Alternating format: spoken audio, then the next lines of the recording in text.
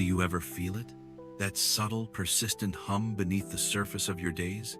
A quiet, almost imperceptible ache that whispers, "Is this all there is?" You wake up, you go through the motions, you chase the goals society has laid out like breadcrumbs on a path. You strive for success, for comfort, for acceptance. And yet, in the quiet moments, when the noise of the world recedes, a different question emerges. A question that feels almost forbidden. A thought that flickers like a candle in a storm. Am I truly free? Look closely at your life, not just at the grand narratives you tell yourself, but at the small unconscious choices you make every single day. The words you bite back, the dreams you defer, the opinions you swallow, the paths you avoid out of an unspoken fear. Do you recognize them? Those invisible threads, those silken bonds that seem to hold you in place, not with brute force, but with a gentle, insidious persuasion. They are not the chains of a dungeon, forged of iron and steel. No, these are far more cunning, far more pervasive. They are the chains of your own making, woven from the fabric of expectation, fear, and the comfortable lies you tell yourself. You see them in the way you hesitate before speaking your truth, fearing judgment. You feel them in the gnawing anxiety that accompanies any deviation from the prescribed path. You experience them in the quiet resignation to a life that feels less than what you imagined. This isn't about external oppression, not primarily. This is about the internal architecture of your own confinement. The prison, my friend, is not outside your window. It is within the very walls of your mind, built brick by brick, by the unconscious agreements you've made with yourself and the world. And the most terrifying truth? You might not even know you're incarcerated. You might have grown so accustomed to the bars that you mistake them for the horizon. We are born into a world brimming with possibilities, a canvas awaiting our unique brushstrokes. Yet, somewhere along the way, the vibrant hues begin to fade, the boundless horizon shrinks, replaced by the neatly drawn lines of convention. We are taught to fit in, to conform, to seek approval, and in this relentless pursuit of belonging, we often sacrifice the very essence of who we are. We become actors in a play written by others, reciting lines we didn't author, wearing masks that slowly fuse to our skin. Consider Plato's Allegory of the cave. Imagine prisoners chained from birth, facing a wall. Their only reality, the shadows cast by a fire behind them. They believe these flickering images are the sum total of existence. They name them, categorize them, build entire philosophies around them. They are content in their ignorance, for they know no other truth. Now, imagine one prisoner is freed. He turns, sees the fire, the objects, and then, agonizingly, is dragged out into the blinding light of the sun. His eyes burn, his mind reels. The world he knew is shattered. He sees the true forms, the vibrant reality. But when he returns to the cave to tell his fellow prisoners of the sun, of the world beyond shadows, they mock him. They call him mad. They prefer their comfortable, familiar darkness. Are we not, in many ways, those prisoners? We are born into a cave of societal expectations, cultural narratives, and inherited beliefs.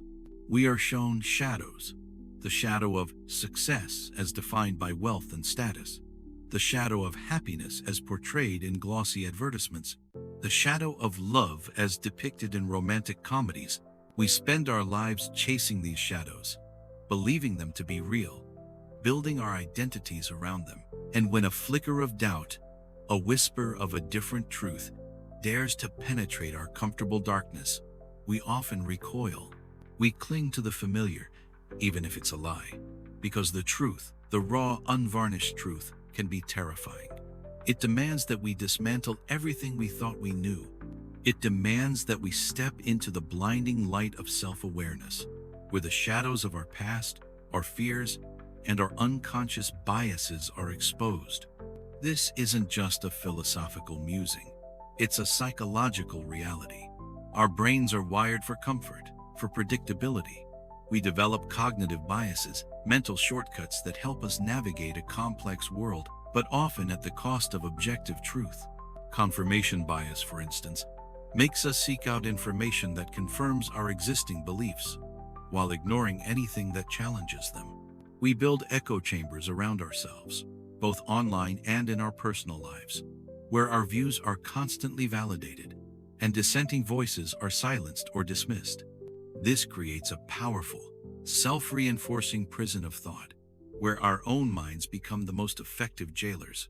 We become so adept at filtering reality that we only see what we want to see, what aligns with our pre-existing narratives, what keeps us safe within our self-constructed cave. The comfort of these chains is insidious. Like the frogs slowly boiled in water, we often don't notice the temperature rising until it's too late. We adapt, we rationalize, we tell ourselves, this is just how things are. We trade the vast, terrifying ocean of authentic living for the predictable, shallow pond of conformity.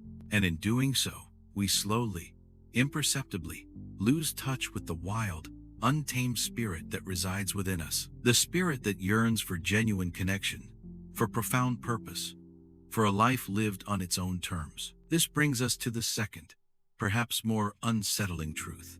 We are often the architects of our own prisons. We don't just accept the chains, we forge them. We become complicit in our own confinement through self-deception. Friedrich Nietzsche, that audacious provocateur of the human spirit, spoke of the will to power, not as a crude desire for domination over others, but as a fundamental drive to overcome, to grow, to become more than we are. He challenged us to become what one is, to forge our own values, to create our own meaning in a world devoid of inherent purpose. But what happens when our will to power is misdirected? What happens when we use it not to overcome ourselves, but to maintain our comfortable illusions? We lie to ourselves, not out of malice, but out of a profound, often unconscious, desire to protect our fragile egos. We tell ourselves we're too busy to pursue that passion, too old to learn that skill, too untalented to create that art. We invent elaborate excuses for our inaction, for our fear, for our complacency. These aren't just harmless white lies. They are the mortar that binds the bricks of our internal prison. Each excuse, each rationalization, each deferred dream adds another layer of insulation, another barrier between who we are and who we could be. Think of the gilded cage. It's beautiful, adorned with comforts, filled with food and water. The bird inside is safe, protected from predators, never wanting for anything. But it can never fly. It can never feel the wind beneath its wings, never soar above the trees, never experience the boundless freedom of the sky. We often build such cages for ourselves, filling them with material possessions, superficial relationships, and the fleeting dopamine hits of instant gratification. We convince ourselves that this comfort is freedom, that this safety is happiness. But deep down, a part of us, the wild, untamed part, yearns for something more. It yearns for the terrifying, exhilarating freedom of the open sky, even if it means facing the storms. Psychologically, this is the realm of defense mechanisms. We repress uncomfortable truths, project our own flaws onto others, rationalize our poor choices, and deny the parts of ourselves that don't fit our idealized self-image. Carl Jung spoke of the shadow self, the unconscious aspects of our personality that we deem negative or unacceptable, and therefore suppress. But these shadows don't disappear. They fester. They influence our behavior from the depths, often manifesting as self-sabotage, anxiety, or a pervasive sense of unfulfillment. We are, in essence, fighting a war against ourselves, and the battlefield is our own mind. The prison is not just built by external forces. It is maintained by our own internal resistance to self-knowledge, our own fear of confronting the uncomfortable truths about who we truly are. And what is the cost of this self-imprisonment? The weight of unlived lives, the quiet, gnawing regret of paths not taken, of words unspoken, of dreams left to wither on the vine. This is where the insights of Dietrich Bonhoeffer, the German theologian who stood against Nazism, become profoundly relevant. even for those not religiously inclined.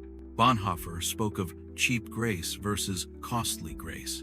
Cheap grace, he argued, is grace without discipleship, without the cross, without Jesus Christ. It is forgiveness without repentance, baptism without personal confession, communion without self-examination.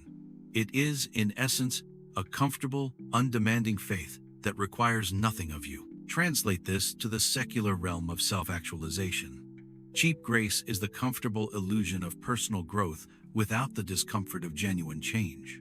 It's reading self-help books without applying their lessons, dreaming big dreams without taking courageous action, wishing for a different life without making the sacrifices necessary to achieve it. It's the belief that simply wanting something is enough, without the arduous, often painful process of becoming the person who can achieve it. It's the endless consumption of motivational content without ever truly being motivated to do the hard work.